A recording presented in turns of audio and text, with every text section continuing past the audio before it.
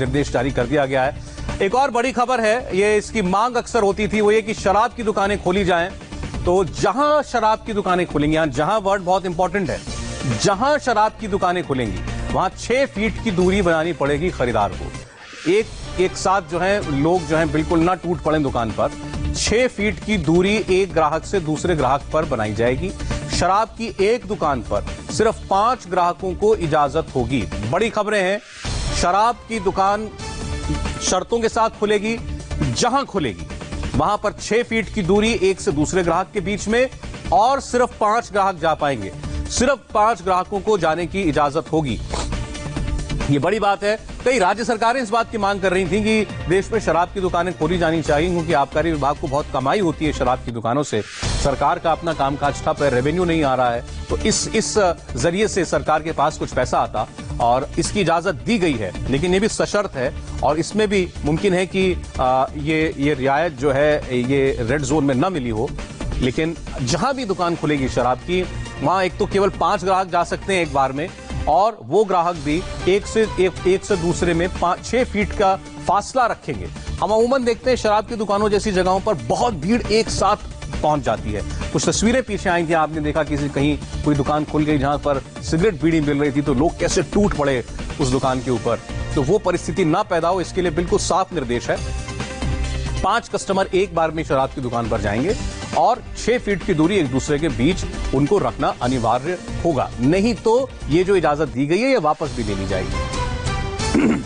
सार्वजनिक स्थान पर मास्क पहनकर आपको निकलना पड़ेगा। आप देखें कि लॉकडाउन 3 की जितनी भी बातें सामने आ रही हैं, बहुत सारी शर्तें तो हैं, लेकिन इसमें सख्ती के साथ साथ रियायतें हैं, सख्ती भी है।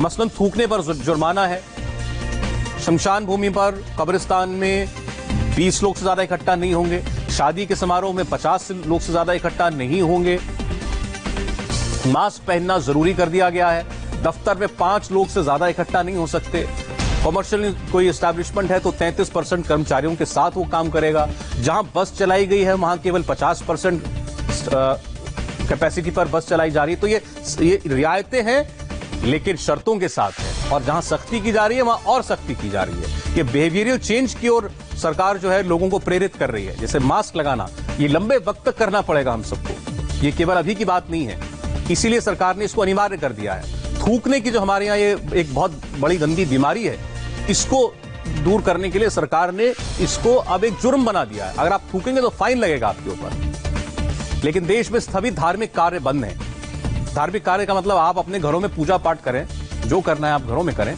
लेकिन रमजान का महीना है तो मस्जिद में इकट्ठा नहीं हो सकते हैं आप। अभी नवरात्र पीते थे तो मंदिर में नहीं जा पाए थे, अभी भी नहीं जा पाएंगे। तो भजन कीर्तन जो मंदिरों में हुआ करता था वैसे नहीं होगा। आप मंदिरों में भी भीड़ नहीं लगा सकते, अपने घर पर आप जरूर पूजा पाठ जैसे आप करते थे वो करें। 17 मई तक कोई रैली प्रदर्शन नहीं होगा। अच्छा, शराब की दुकानों को लेकर एक क्लैरिफिकेशन है कि सिर्फ ग्रीन जोन में शराब की दुकानें खुलेंगी। केवल जो ग्रीन जोन है वो जिले जो कि संक्रमण मुक्त फिलहाल सरकार घोषित कर रही है, यहां पिछले 21 दिनों से नहीं कोई मामला आया है, वहां पर केवल वहीं पर शराब की दुकानें खुलेंगी। बाकी रेड जोन और ऑरेंज जोन के अंदर शराब की दुकान खोलने की इजाजत नहीं है। तो ये एक बड़ी इसकी स्पष्टता की जरूरत थी। मॉल्स पहले की तरह बंद है, 17 मई तक सारे मॉल्स बंद हैं। केवल सिंगल दुकानों को खोलने की इजाजत है। प्राइवेट दफ्तरों में 33% स्टाफ के साथ कामकाज शुरू। बहुत जरूरी था कि दफ्तर चलें, उसके लिए लोगों को सोशल डिस्टेंसिंग के साथ इजाजत मिले, वो सरकार ने उसका प्रावधान कर दिया है 33% स्टाफ के साथ। तो ग्रीन जोन के लोगों के लिए तो बहुत छूट हो गई है, पब्लिक ट्रांसपोर्ट चलने की इजाजत हो गई है। इसके अलावा बस वहां पर चलेगी, शराब की दुकान ग्रीन जोन के अंदर खोली जा सकती है।